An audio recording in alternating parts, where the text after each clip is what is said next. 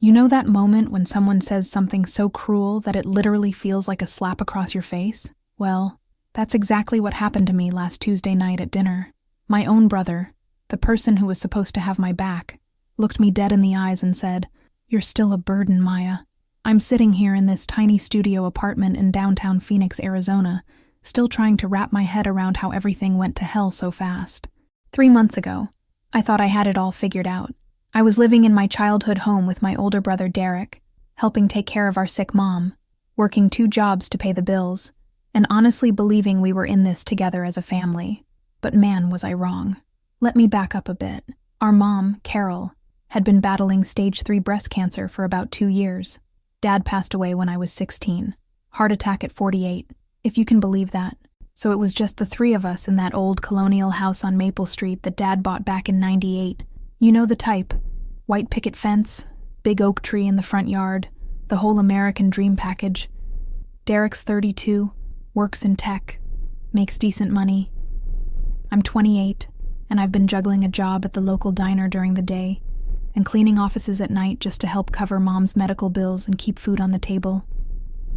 Insurance only covers so much, you know?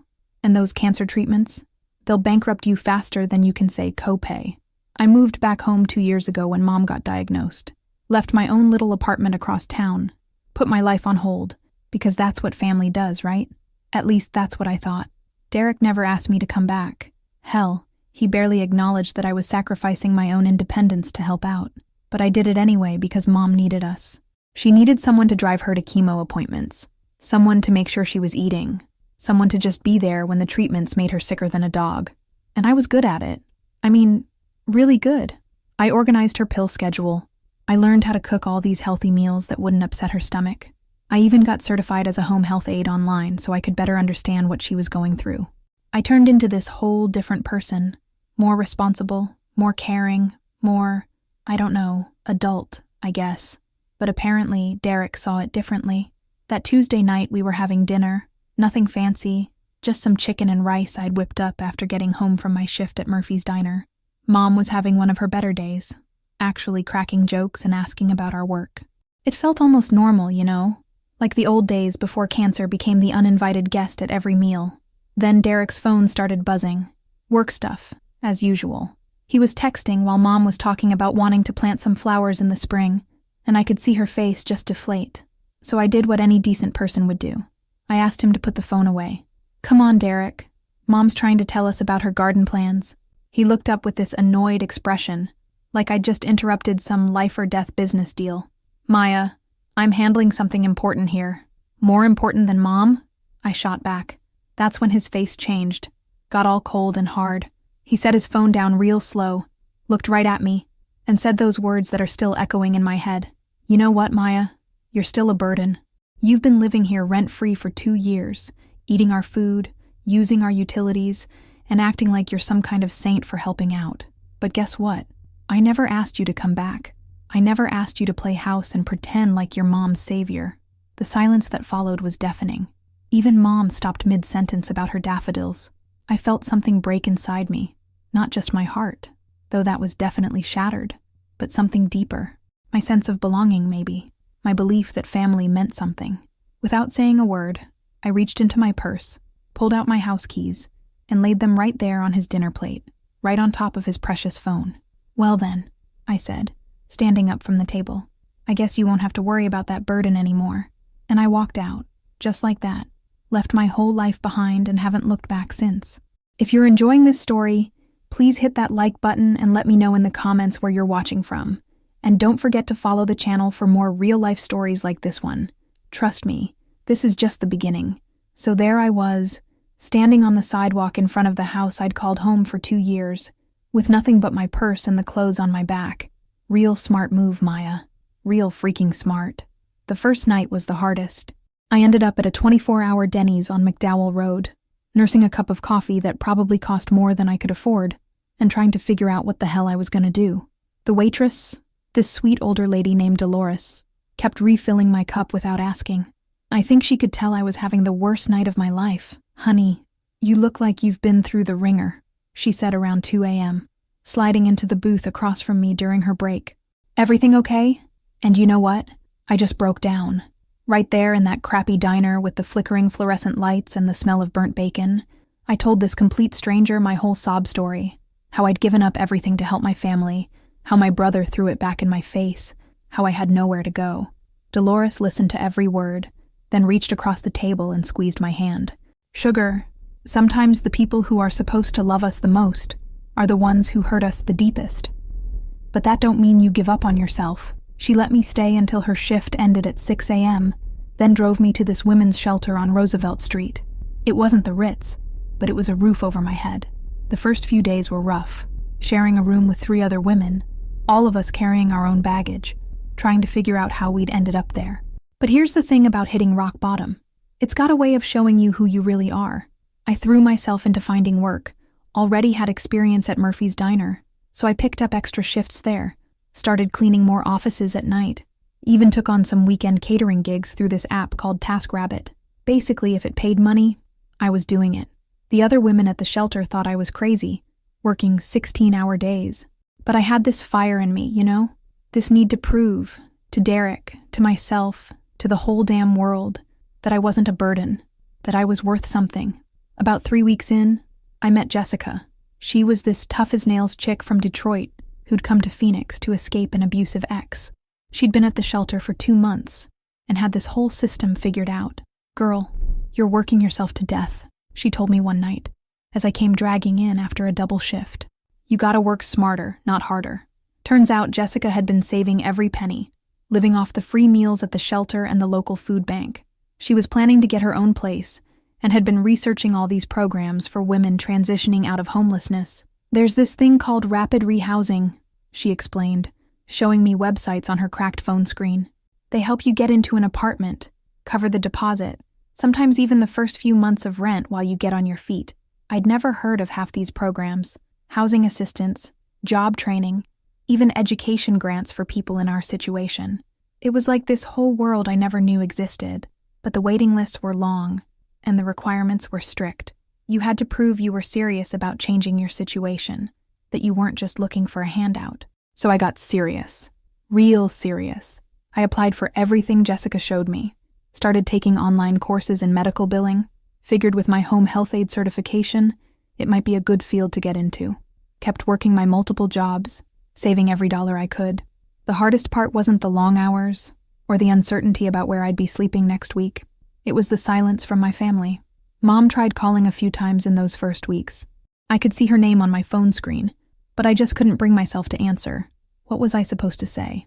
"Hey, Mom, Derek called me a burden, and now I'm living in a homeless shelter. But how are the chemo treatments going?" "Derek?" Radio silence.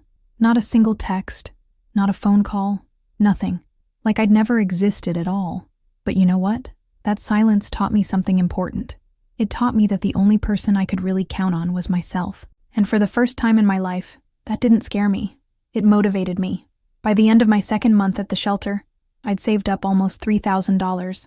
Not bad for someone who was supposedly a burden, right? That's when I got the call that changed everything. I was restocking napkin dispensers at Murphy's Diner when my phone rang. Unknown number with a Phoenix area code. Normally I wouldn't answer. Too many spam calls these days, but something told me to pick up. "Is this Maya Rodriguez?" The voice was professional, crisp. A woman. "Yeah, that's me. Who's asking?" "My name is Patricia Hensley. I'm a social worker with Maricopa County. I understand you've applied for our rapid rehousing program?" My heart started pounding. I'd applied for that program 6 weeks ago and hadn't heard a peep. "Yes, ma'am, I did." "Well, I have some good news. You've been approved. We have a 1-bedroom apartment available in Tempe, and we can cover your deposit and first 3 months of rent while you transition to independence." I literally dropped the napkin dispenser I was holding. It crashed to the floor, scattering napkins everywhere, but I didn't care. "Are you serious right now?" I asked, my voice cracking. "Dead serious, honey. Can you come in tomorrow morning to sign the paperwork?" I was so excited I could barely sleep that night. My own place. My own apartment. After 2 months of sharing space with strangers, the idea of having my own key, my own bathroom, my own refrigerator, it felt like winning the lottery.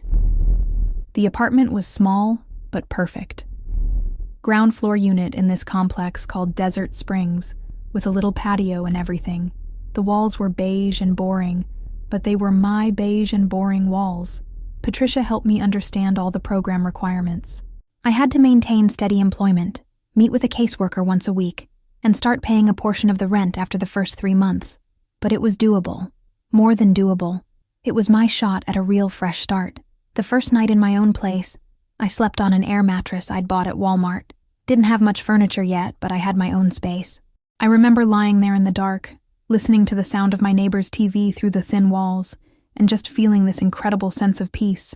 I wasn't somebody's burden anymore. I was Maya Rodriguez, independent woman, apartment renter, bill payer. It had a nice ring to it, but that peace didn't last long. 3 days after I moved in, Jessica called me from the shelter. She was crying, which was weird because Jessica never cried. Jessica was the tough one, remember? Maya, something's happened. Something bad. My blood went cold. What? What's wrong? It's about your mom. Dolores from the shelter. She knows someone who works at the hospital. Your mom. She's been admitted. It's serious. The room started spinning. What hospital? What happened? St. Joseph's. That's all I know. Maya, I'm so sorry. I hung up and just stood there in my empty apartment, shaking. All this time I'd been so focused on proving my independence, on showing Derek that I didn't need them. I'd completely cut myself off from the one person who actually needed me. My mom.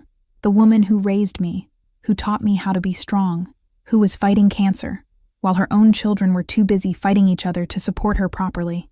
I grabbed my keys and drove to St. Joseph's Hospital faster than I probably should have. My hands were trembling as I approached the information desk. I'm looking for Carol Rodriguez. She would have been admitted recently. The volunteer, this elderly man with kind eyes, typed something into his computer. Are you family? I'm her daughter. He gave me a room number and directions to the oncology floor. My legs felt like jelly as I walked down those sterile hospital corridors, past rooms full of people fighting their own battles. Room 314. I stood outside that door for what felt like forever, trying to work up the courage to go in. What if she didn't want to see me? What if Derek was in there? What if I was too late? Finally, I knocked softly and pushed the door open. Mom was lying in the hospital bed, looking smaller and more fragile than I'd ever seen her. But when she saw me, her whole face lit up. Maya, baby, you came. I rushed to her bedside, and she reached out with these thin, weak arms and pulled me into a hug that felt like coming home. I'm so sorry, Mom. I'm so sorry I left. I'm so sorry I wasn't here. Shh, she whispered, stroking my hair like she used to when I was little. You're here now. That's all that matters. But as I held my mom in that hospital room, I couldn't shake the feeling that I might have made the biggest mistake of my life by walking away. The cancer spread, baby. Mom's words hit me like a punch to the gut. We'd been talking for about an hour, catching up on everything that had happened since I'd left. She told me about her garden plans, about missing me, about how quiet the house had been. But this was what she'd been building up to. What do you mean it spread? I asked, though I could feel my heart already breaking. To my liver. The doctors. They're saying maybe 6 months, maybe less. Her voice was so calm, like she was telling me about the weather. That's why Derek brought me in. I collapsed in the kitchen 3 days ago. Derek. Just hearing his name made my jaw clench. Where is he now? He went home to shower and get some sleep. He's been here around the clock since Tuesday. Mom studied my face carefully. Maya, honey, you need to know something. Derek didn't mean what he said that night. Mom, you don't have to defend him. You heard what he called me. I heard it, but I also heard what happened after you left. She shifted in the bed, wincing slightly. That boy broke down crying, Maya. Harder than I've seen him cry since your father died. He was drunk. Drunk. That stopped me cold. Derek barely drank. Maybe a beer during football games. But that was it. He'd been drinking at work. Some big presentation went wrong, he lost a major client, and his boss chewed him out in front of the whole team. He came home with a bottle of whiskey and just broke down. All that stress, all that pressure he's been under trying to hold everything together since I got sick. I felt something shift inside me, like puzzle pieces starting to move around. What do you mean, hold everything together? Mom sighed deeply. Baby, Derek's been paying for everything. My treatments, the mortgage, the utilities, groceries, everything. His savings are gone. He took out a second mortgage on the house. He's been working overtime constantly just to keep us afloat. The room felt like it was tilting. But I was helping. I was paying bills.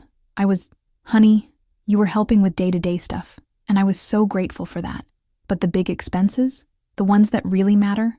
Derek's been covering those solo for 2 years. She reached for my hand. When you moved back in, he was relieved to have help with my care, but he was also terrified about having another mouth to feed when money was already so tight. Why didn't he tell me? Pride, maybe. Or maybe he didn't want you to feel guilty. You know how men are. They think they have to carry the world on their shoulders and never ask for help. I sat there absorbing this information, feeling like the world's biggest idiot. All this time I thought I was contributing equally, thought I was pulling my weight. But Derek had been drowning financially while trying to keep up appearances. That night at dinner, Mom continued, he just found out his company might be laying people off. He was scared, Maya. Scared about losing his job. Scared about what would happen to me. Scared about letting everyone down. And then when you called him out about the phone, he snapped. I finished her sentence, finally understanding. He snapped. Said something cruel that he didn't mean because he was at his breaking point. Mom squeezed my hand. After you left, he told me everything. About the money troubles, about the pressure at work, about how guilty he felt for resenting the situation when he knew it wasn't anyone's fault. Just then, the door opened and Derek walked in. He looked like hell, unshaven, clothes wrinkled, dark circles under his eyes. When he saw me, he stopped dead in his tracks. Maya, his voice was barely a whisper. Hey, Derek. We stared at each other across the room while Mom looked back and forth between us like she was watching a tennis match. I didn't know you were here, he said finally. Jessica called me. Told me Mom was in the hospital. He nodded slowly, then looked at Mom. Did you tell her? I told her about the cancer spreading, and I told her about your situation. Derek's face crumpled. Maya, I'm so sorry. What I said that night, God, I'm so sorry. I was drunk and stressed, and I took it out on you, and that was completely wrong. I stood up from the chair beside Mom's bed. For a moment, I thought about staying angry. It would have been easier, cleaner. But looking at my brother, really looking at him, I could see the weight he'd been carrying. Derek, why didn't you tell me about the money? About how bad things really were? He ran a hand through his messy hair. Because you'd already given up so much to come home. Your apartment, your independence, your own life. How could I ask you to give up even more? But we're family. We're supposed to help each other. I know that now. He looked at Mom, then back at me. After you left, I realized how much I'd come to depend on you being there. Not just for Mom's care, but for having someone who understood what we were going through. Someone who cared as much as I did. The silence stretched between us, heavy with 2 years' worth of misunderstandings and unspoken fears. Then Mom spoke up from her hospital bed. Now that we've all figured out how to communicate like adults, can we please talk about what really matters here? We both looked at her. I'm dying, she said matter-of-factly. And I'll be damned if I'm going to spend my last few months watching my children be strangers to each other. The conversation that followed was the hardest and most honest one our family had ever had. Mom laid it all out. Her prognosis, her wishes, her fears about leaving us. Derek opened up about the financial strain, about feeling like he was failing as the man of the family. And I had to admit some hard truths too. I was running away, I said, staring at my hands. When I moved back home, I told myself it was all about helping Mom. But really, I was running away from my own life, from making real decisions about my career, my relationships, my future. What do you mean? Derek asked. I mean, I was 26 years old, working dead-end jobs, with no real plan for my life. Moving back home gave me an excuse to avoid dealing with all that. I could tell myself I was being noble and self-sacrificing, but really I was just hiding. Mom nodded knowingly. And when Derek called you a burden, it hit so hard because part of you was afraid it might be true. Exactly. It hurt to admit it, but it was the truth. These past 2 months, living on my own, fighting for my own place, it's the first time in my adult life I've actually felt capable, like I could handle whatever life threw at me. Derek was quiet for a long moment. Then he said, Maya, I need to tell you something. The night you left after I sobered up and really thought about what I'd said, I was so ashamed. But I was also scared to reach out because I thought maybe you were better off without us, without me dragging you down. Derek, no, let me finish. These past 2 months, watching Mom get sicker, trying to handle everything alone, I realized how much I need you. Not as a burden, but as my partner in this, as my sister. The 3 of us sat there crying. Not pretty crying either. We're talking full-on ugly sobs, the kind that come from years of built-up emotion finally finding their way out. Finally, Mom spoke up through her tears. So what do we do now? That was the million-dollar question, wasn't it? Over the next few hours, we hammered out a plan. I would keep my apartment. My independence was important, and we all recognized that now. But I would also help coordinate Mom's care for her final months.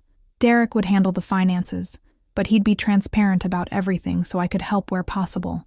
Most importantly, we would do this together, as a family. There's something else, Derek said as visiting hours were winding down. Something I haven't told either of you.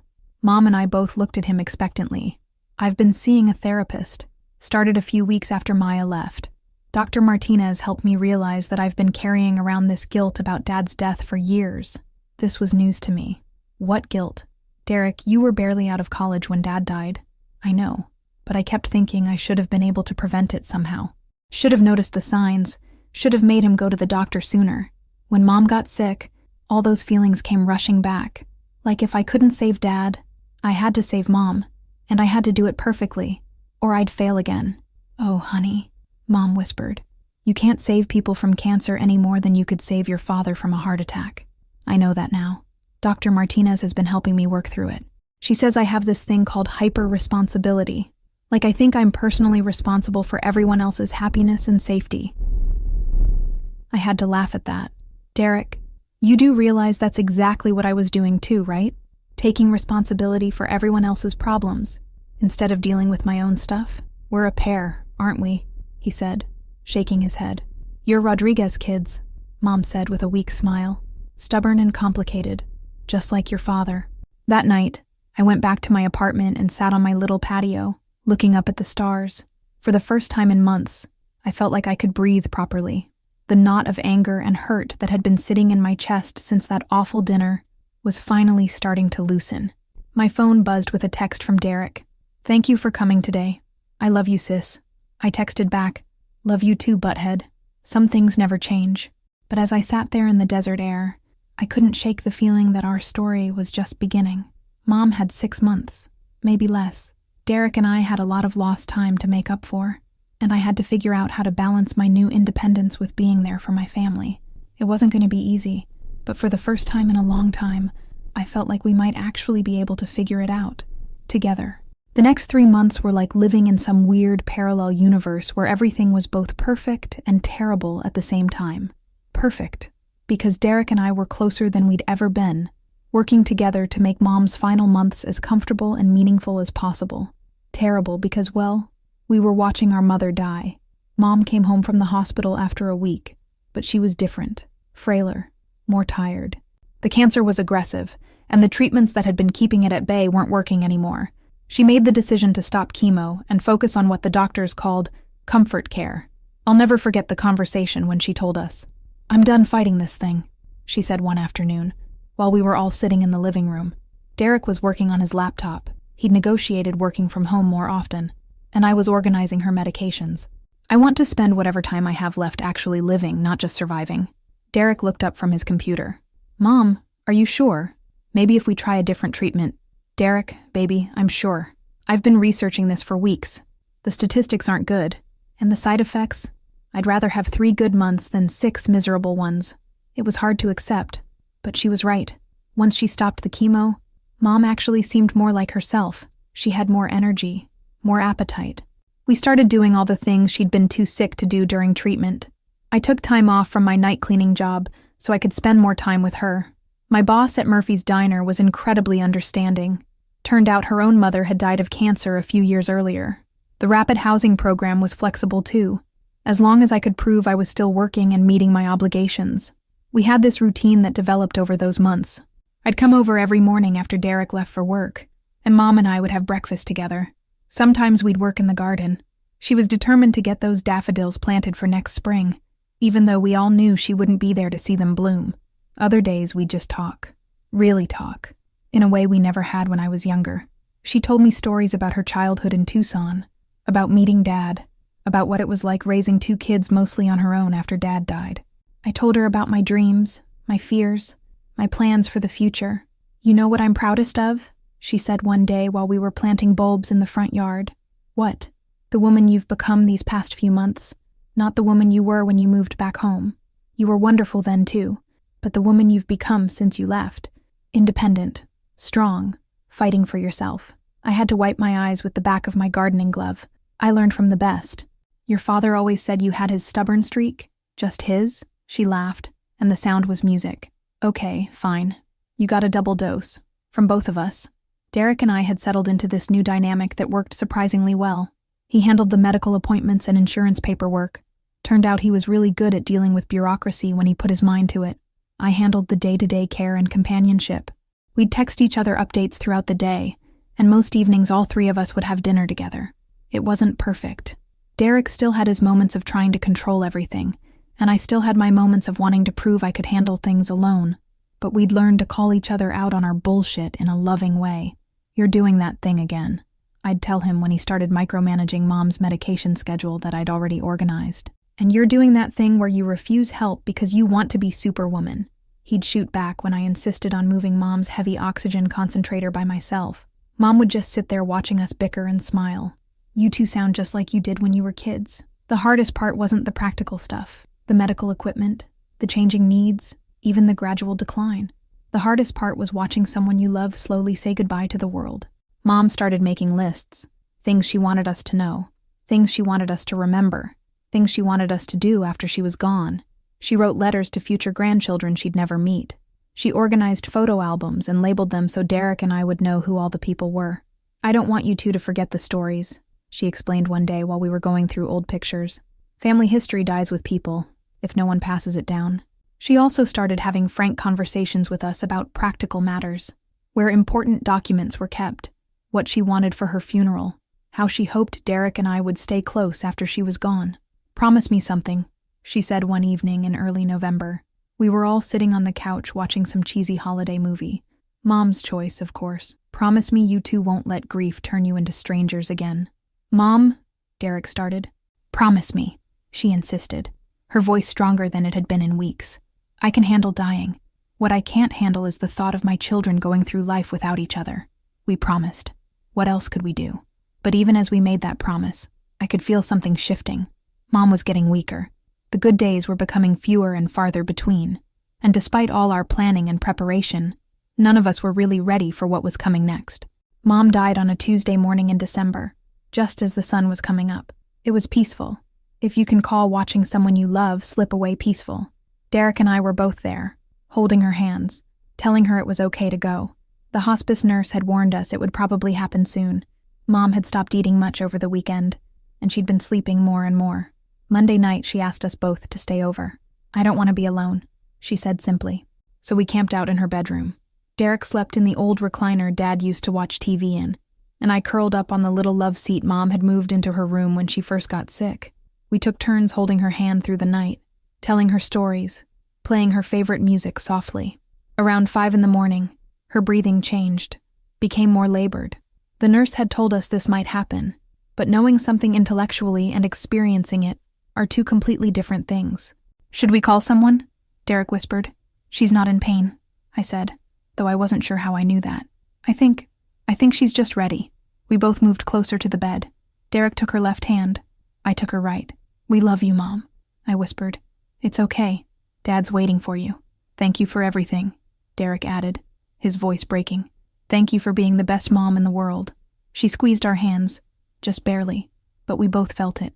And then, as the first rays of sunlight started filtering through the bedroom curtains, she was gone.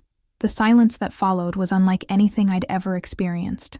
Not just quiet, but this profound absence of the sound that had been the background of our lives for 28 years. Mom's breathing, her voice, her presence. Derek and I sat there for a long time, still holding her hands, neither of us wanting to be the first to let go. When we finally did, when we called the hospice nurse and started making this necessary phone calls, it felt like crossing some invisible line into a world where we were officially orphans. The next few days were a blur of arrangements and visitors and casseroles from neighbors we barely knew. Derek handled most of the logistics while I focused on the personal stuff, writing the obituary, choosing photos for the service, organizing the music Mom had requested. She planned her own funeral playlist, I told Derek, showing him the list she'd written in her careful handwriting, right down to the exit song. What did she choose? Here Comes the Sun by the Beatles. She said she wanted people to leave feeling hopeful, not sad. The funeral was exactly what Mom would have wanted, full of stories and laughter mixed in with the tears. The church was packed with people whose lives she'd touched over the years. Her co-workers from the bank where she'd worked for 15 years, neighbors from our street, friends from her book club, even some of my regulars from Murphy's Diner showed up. Derek gave the eulogy, and he absolutely nailed it. Talked about Mom's strength, her humor, her absolute devotion to family, how she'd raised us to be independent, but never let us forget we belonged to each other. Carol Rodriguez was many things, he said, looking out at the crowd. A fighter, a caregiver, a friend to anyone who needed one.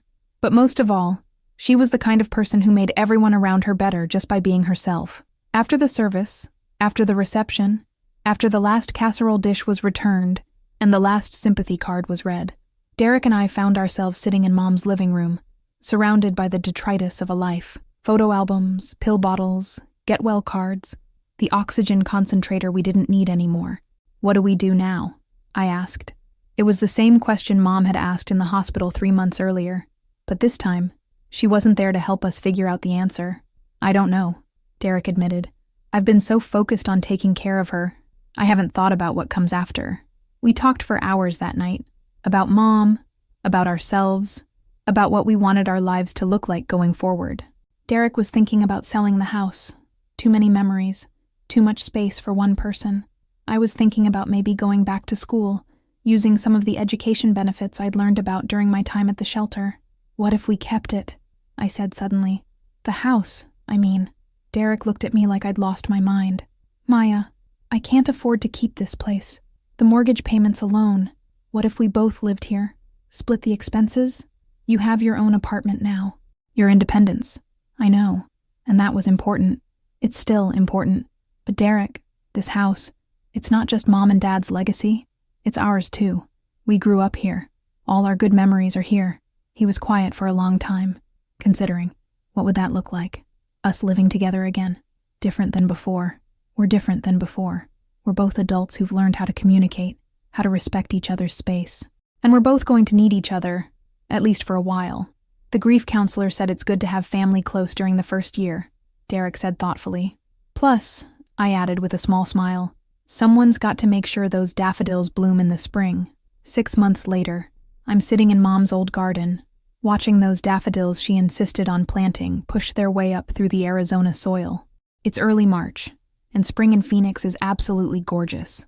Warm days, cool nights, everything blooming at once.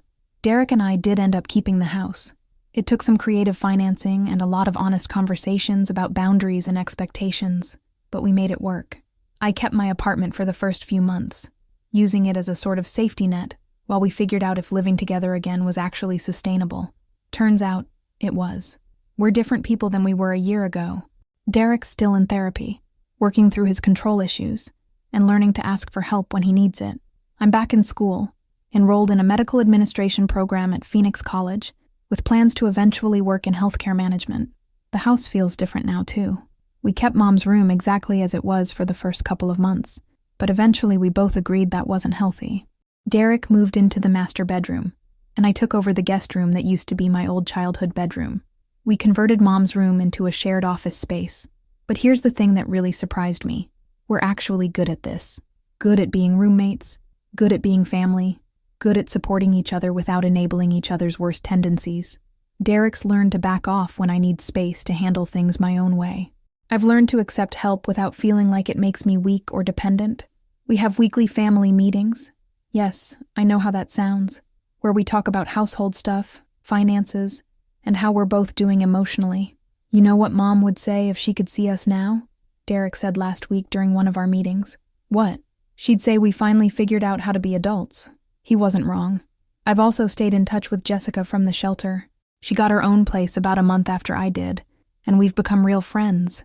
She comes over for dinner sometimes, and Derek's gotten used to having her around. She keeps us both honest about how far we've come. Girl, when I first met you, you were this broken little bird who didn't know if she could survive on her own, she told me last month. Look at you now, back in school, living your life on your own terms, taking care of family without losing yourself. She's right. I am taking care of family, But it's different now. Derek and I take care of each other, but we also take care of ourselves.